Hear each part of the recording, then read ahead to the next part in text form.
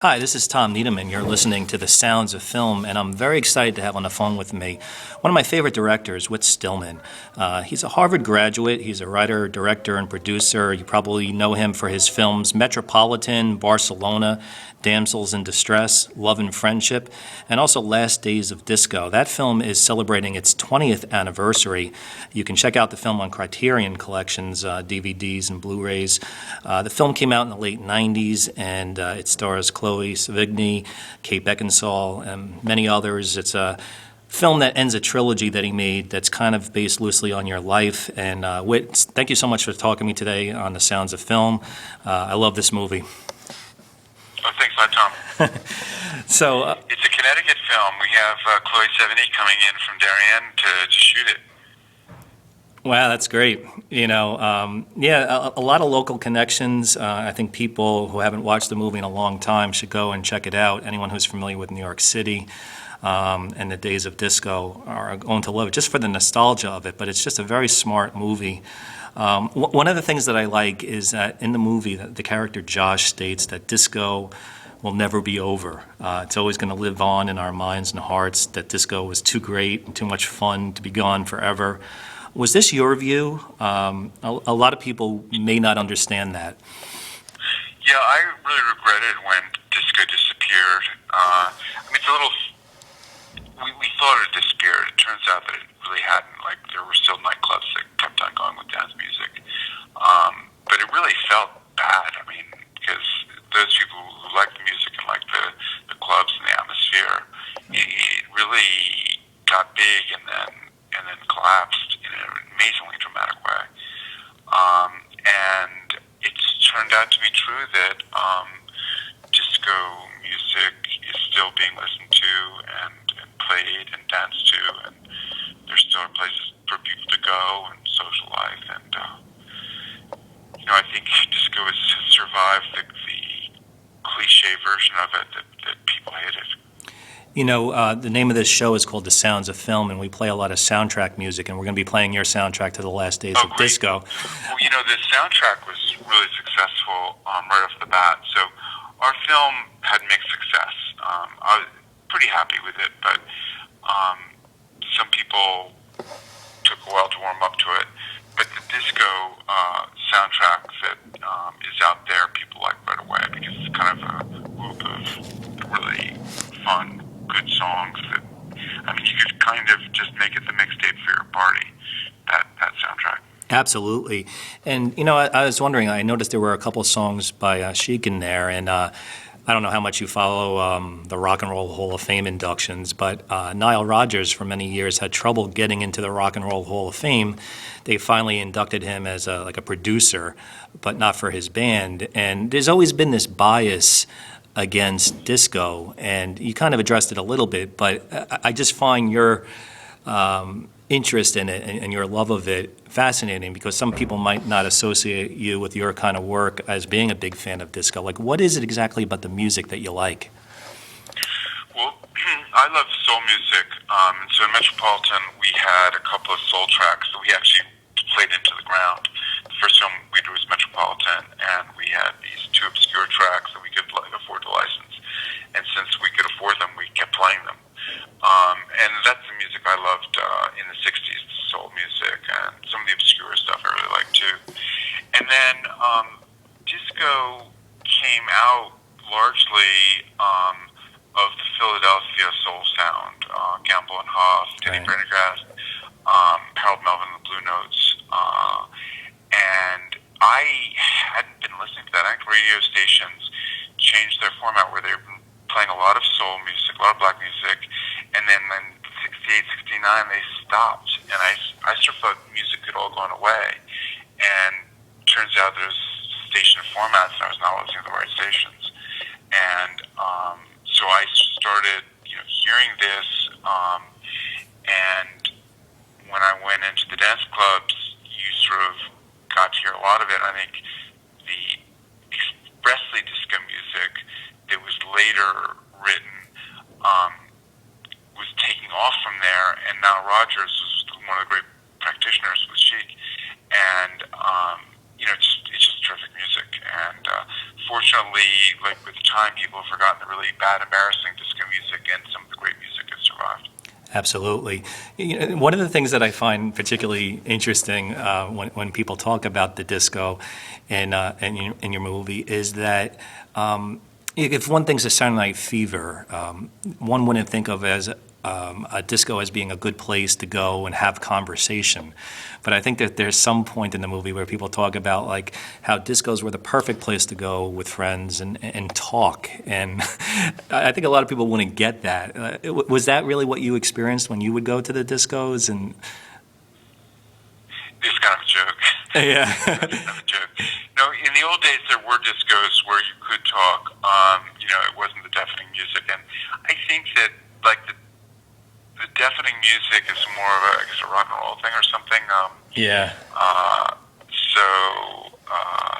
I mean, it's a little bit of poetic license in the film.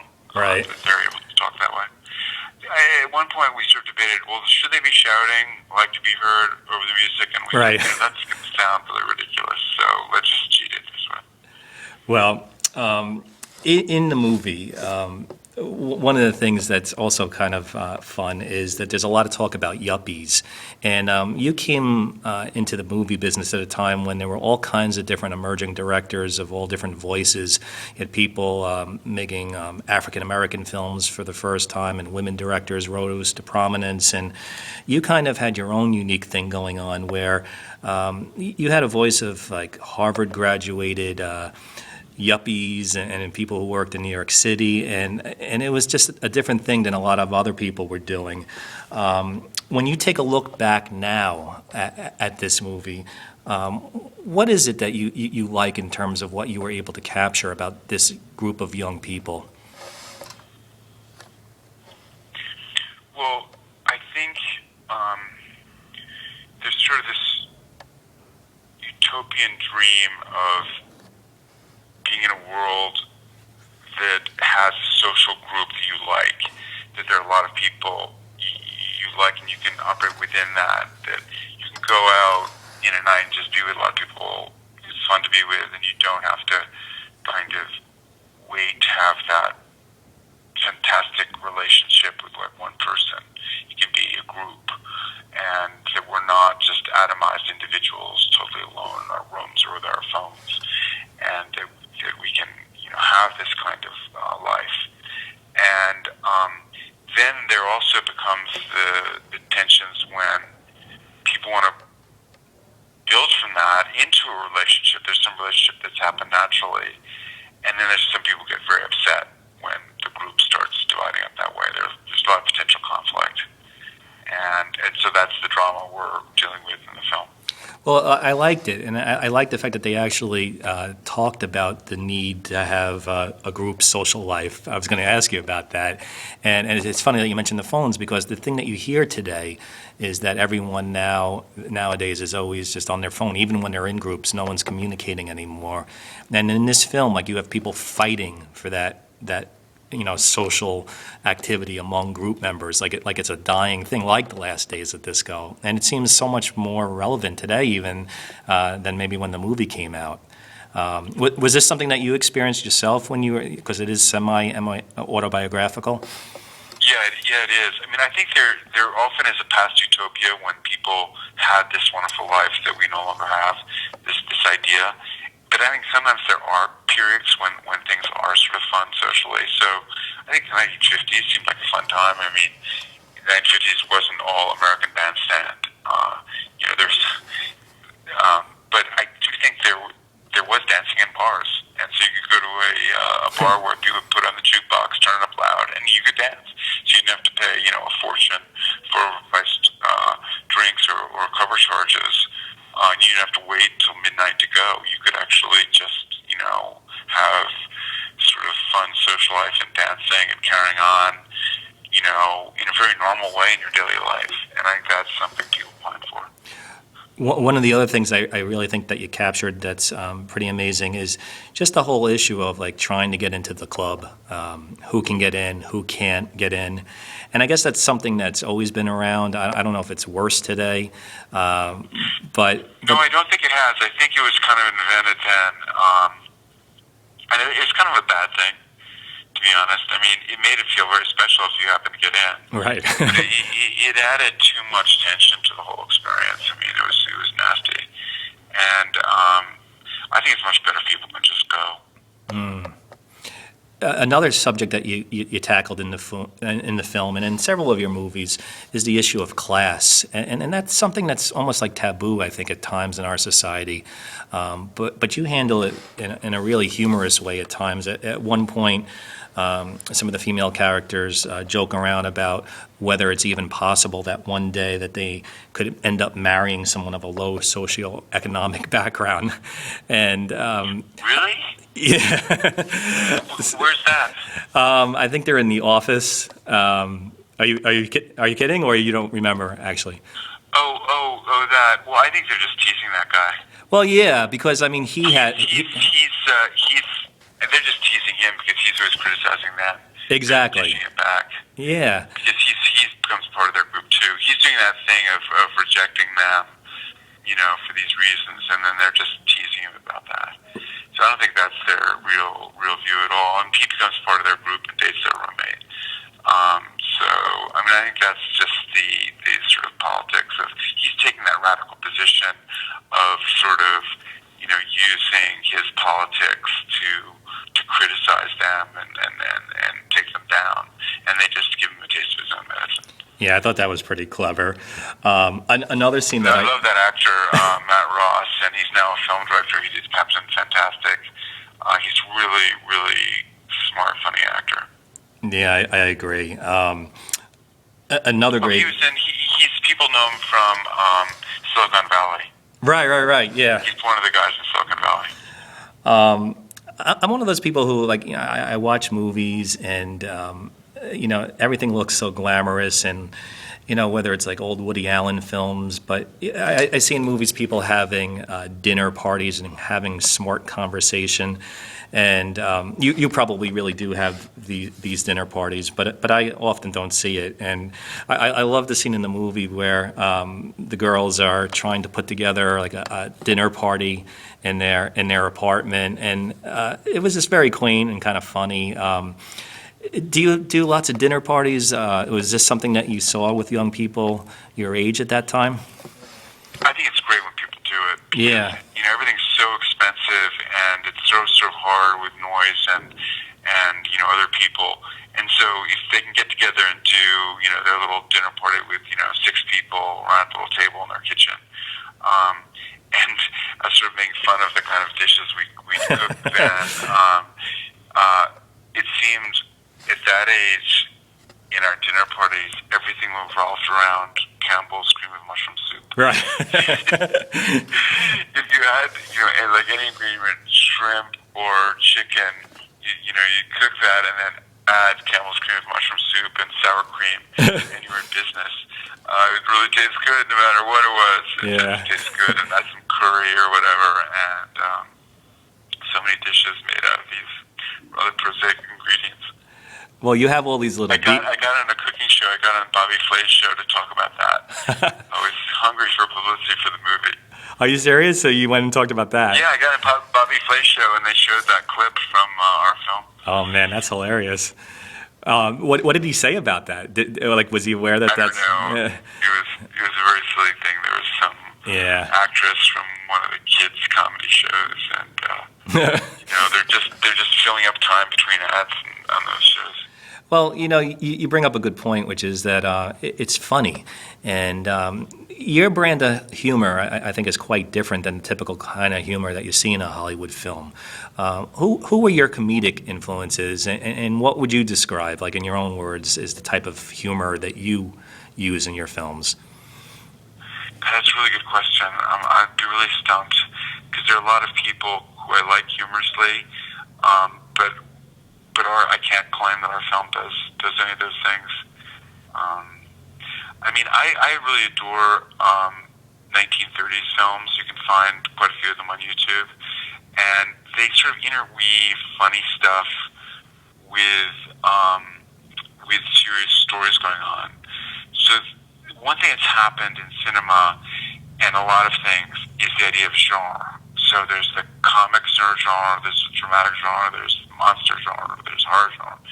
And it divides a lot of elements that go better together. So it's really nice when a film is sort of a drama with a story and people you care about. And it's also a comedy with things happening that are light and funny. And now it sort of goes to extreme where it's like, if it's a comedy, it's all really silly, it's all really big and really over the top.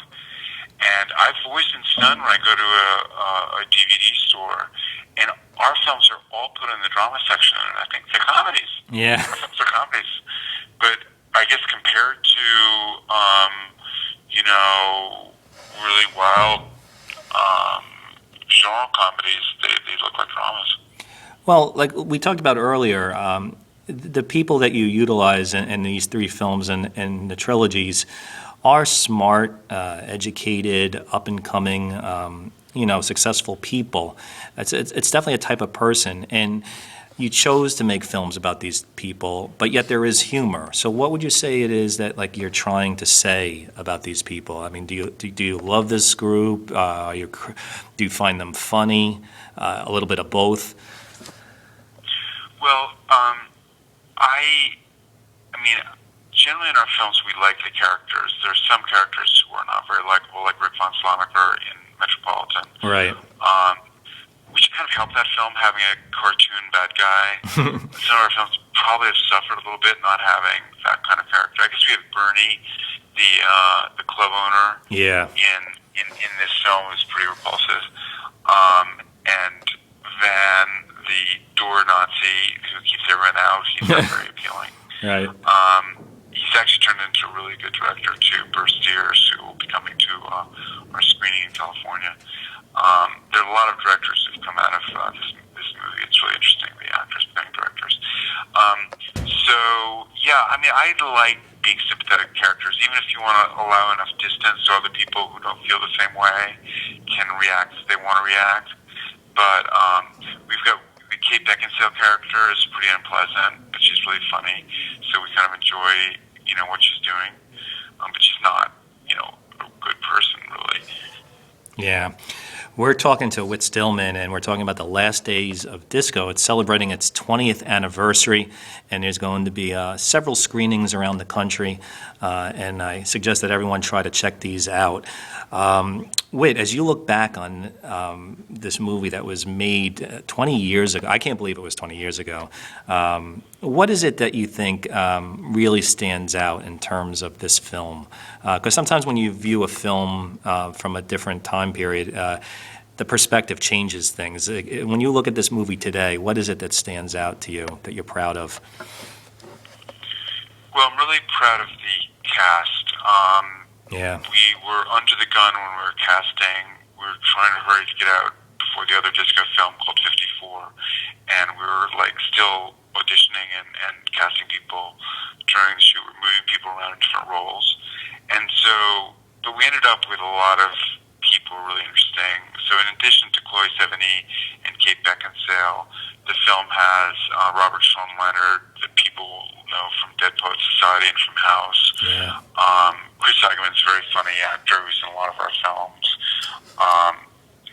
Mackenzie Aston is the son of Patty Duke Aston, this really, really charming actor. Jennifer Beals is in it. We're really lucky with the cast, so I love seeing them again. This film, I believe there's a copy of it in a museum, right? Is it the Metro? I'm sorry, go ahead. Oh yeah, it's gotten a lot of those collections. Yeah. I think it's in the Museum of Modern Art collection and the Eastman House up in Rochester, and it's great that these museum collections are now preserving original prints of these films. So the film is in various museums, prints of it, and you also had a novel that you made out of this story that won all kinds of awards. What is it about this story that so resonates with people, that they think of it as like great art, that it's in museums, that it was good subject matter for a novel, that it was a successful movie? I don't know. There there was something very dramatic about it. It was a period when, I think people were aware that something special is happening. This is different. Those clubs that were very, very popular were attracting people from all over the country and all over the world. And, if you made it through the horrible door policy and got in, you'd run into people you hadn't seen in 10 years, and it was pretty exceptionally fun, the experience. They really put on a show and made it very theatrical and very, very, very stimulating. So it had the drama kind of in it, which helps a lot. And I sort of was stumped after this and after the novel. The novel's called it continues a little bit the story. So it's called The Last Days of Disco with Cocktails of Petrossian afterwards. The characters come back and have drinks at the restaurant Petrossian and talk about, what happened in real life. And I'm not sure where we're getting with this. Well, we were talking about that it's considered just great art in many different circles. And well, just that it was a dramatic period, and so after I'd done these 3 films, I really didn't have anything dramatic to make a film about, so I was stumped for a while, and I came up with some other subjects. Well, if I can just ask you one more question, Whit. The film is called The Last Days of Disco, and you definitely explained what it was that you liked about disco. But like a lot of times in movies and books, when you say The Last Days of Disco, it takes on a bigger meaning. Does this time period for you represent the end of anything more than just the disco itself? Well, it was sort of, the idea was it was sort of comically mock grandiose. The Last Days of Rome, yeah. The Last Days of, so it's sort of mock grandiosity. But it also was sort of the end of a period. I mean, we thought it was the end. One of the things is, recently after something, you think, oh, that's the end of that. And then 20 years ago, I said, well, maybe it really wasn't the end of that. So at the time, it seemed not just the end of kind of music and a trend in nightclubs, but it also seemed sort of the end of a kind of period of sexual freedom and libertinism, where people were behaving really pretty dangerously. I mean, some people, not everyone by any means. There are a lot of people who are hewing to the straight and narrow, but that sort of dangerous behaviors with sexually transmitted diseases and the herpes epidemic that's discussed in the film and all this is before AIDS, before HIV. But there was a thing that there was kind of excess. There were drugs and there was a period when people were scared away from drugs. The Len Bias death, the slogan "Just say no to drugs" was, I think, really effective for a while. People were scared away from drugs, and that was a good thing, I think. Yeah. And so I think there's the idea of an age of excess coming to an end or calming down quite a bit. That's part of the story, too. Well, Whit, I want to thank you so much for joining me on The Sounds of Film. We've been speaking to Whit Stillman. He's the writer and director of Last Days of Disco. The film is celebrating its 20th anniversary, and there are various screenings around the country. And the film was... also, I think mostly it's available on Criterion. Yeah, and... on their DVD and Blu-ray, and they have a box set, too. And that's a great box set. I've watched it on there, and all kinds of great extras. So thanks, Whit, and I'd love to talk to you in the future about some of your other movies if you're ever around. Thanks a lot, Tom. I appreciate it. Okay, take it easy. Good night.